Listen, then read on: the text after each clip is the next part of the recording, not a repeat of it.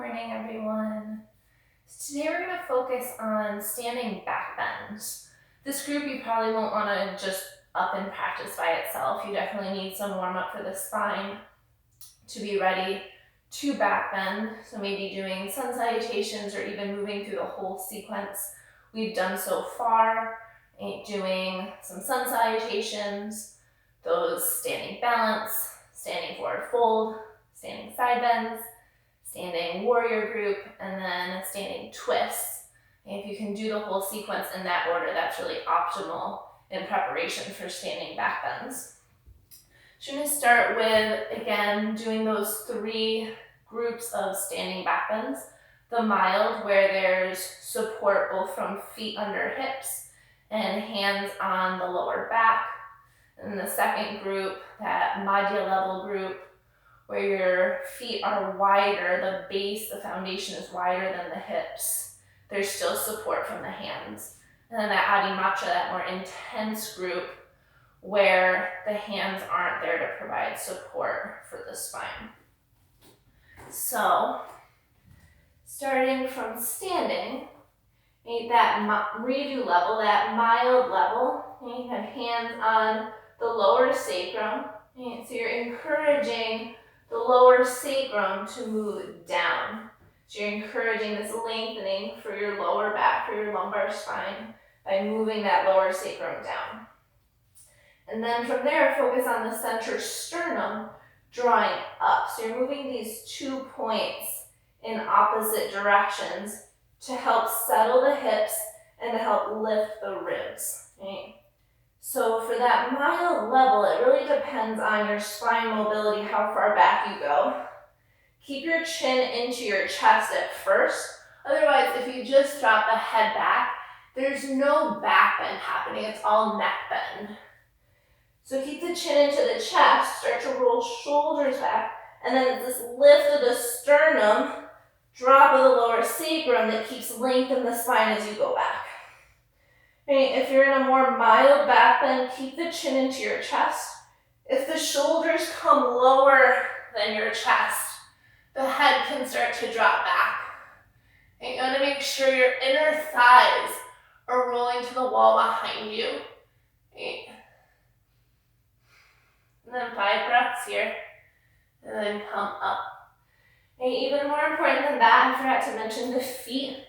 Okay, you don't want the feet turned out at all. I've mentioned this in a few videos, especially in back bends. You want to make sure the feet are parallel, if not a little turned in, because as you start to go back, the feet have a tendency to want to splay out. You want to make sure the feet aren't turning out. That's going to compress your lower back. All right, so then we'll do that second group. Check the feet. Feet maybe turned in a little bit. And they don't have to be like totally pigeon-toed, but parallel if not slightly in. And then you start with the sacrum. Lower sacrum moves down, sternum starts to lift up. And then you're starting to come back. Chin can stay in your chest if you're higher.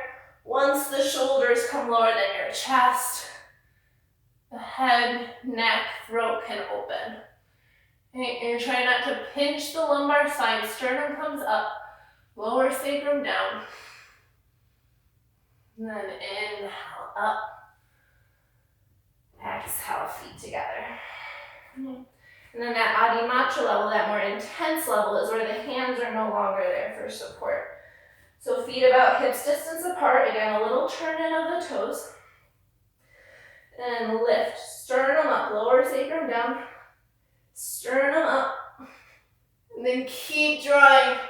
Open with the sternum. Open with your chest. All right, make sure you're not compressing the lumbar spine. Sternum up.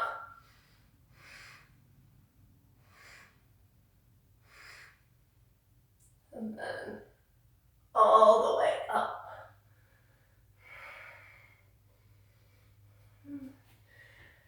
And then be cautious with how quickly you forward fold. If you feel that intense need to fold forward immediately after back bends, you probably went too far back. Right? A counter pose is nice, but it shouldn't be necessary. And make sure that you're not pushing yourself to the degree where there's pain or pinching or compression in the lower back.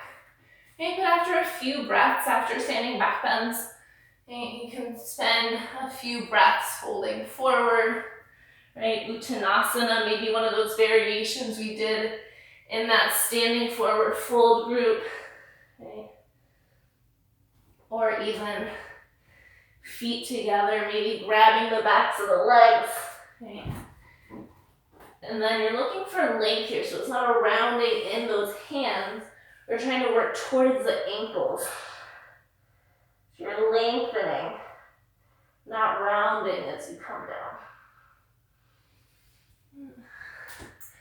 And be cautious with back bends, of course, making sure you don't go too deep. My spine happens to be very mobile, but you always have to make sure that you're balancing out that mobility with lift, with length, if you happen to be mobile as well. Okay, and if you're not going very far back, that's perfectly okay. Don't overdo it. Think more lift from the sternum. Even if it means your back bend stays more here where you don't go very far back, it's from that lift. So feel free to reach out with any questions and join me Saturday for a live class where we'll be joining all these different tutorials together. Okay, have a great day. Be well.